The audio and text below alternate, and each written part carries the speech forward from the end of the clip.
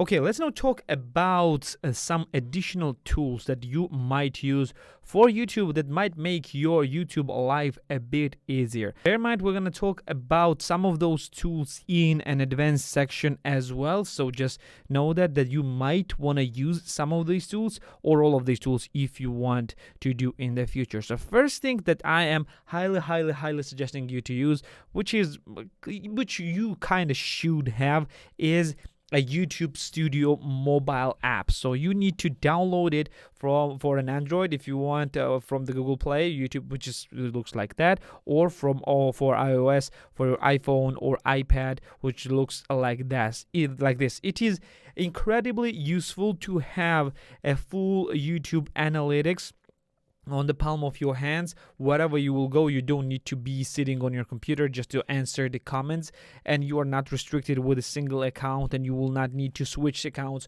every single time when you got a comments for the different accounts if you have several accounts. So it is very useful to have a YouTube Studio app on your phone. I highly suggest you to do that because it will help you a lot. Plus, it will help you with the YouTube uploads if you are doing this on mobile. If you are uploading a video from mobile, for example, in my case, I often upload my videos from mobile. I upload it directly from LumaFusion, but if I need to change thumbnails, change descriptions when I'm on a go, I do it through the YouTube Studio mobile app, mainly on iPad. I rarely use it from my phone just because I always have an iPad with me whenever I am going. Next application that I am highly suggesting you to use is, next two applications, to be fair, they're very similar, but they work kinda same but kinda different. And these two applications are TubeBuddy, which you see right here, and vidIQ. So these two applications are very similar to each other, but they have some differences that will help you to download basically both of them. So what this application does, it is basically a tools for YouTube that allows you to have an access to shortcuts and different additional functions for your YouTube videos. For example, like say the like-dislike ratio, as you can see, I can see it on the videos right away according with the percentages. And with this additional tooltip, I see additional stats for my videos, including my hours watched, which is required for my monetization of this channel, my real-time views for the 60 minutes of last 60 minutes, my real-time views for last 48 hours, my views for the week, my minutes watched for the week. By the way, it uploads in real time, which is weird, unlike the main YouTube analytics, and my subscribers for the last week. And plus, it gives you an average watch time as well, which is very good thing. This is, by the way, added by vidIQ, and both of those softwares are the extensions for the Chrome. That I don't think that they are available for other browsers. I'm using it for the Chrome. When you install vidIQ, you will see it right here. This is the vidIQ menu right here, and this is the TubeBuddy menu right here.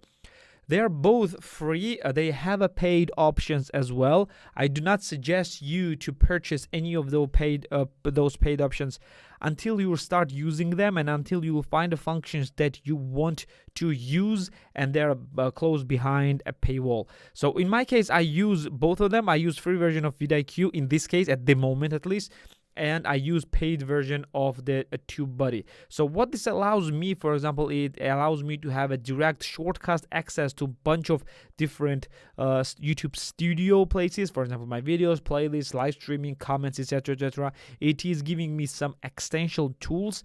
In this case, will be Keyword Explorer, which I just press it down and explore different keywords. For example, I don't know, Matrix movie. If I want Matrix, let's say movie,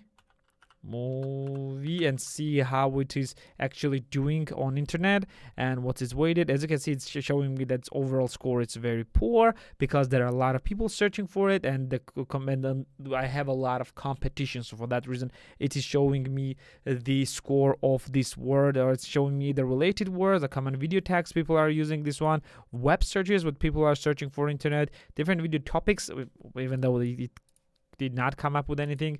It shows me results, the top ranking channels. It is showing what's on trending. There's nothing on trending. It shows me historical analytics.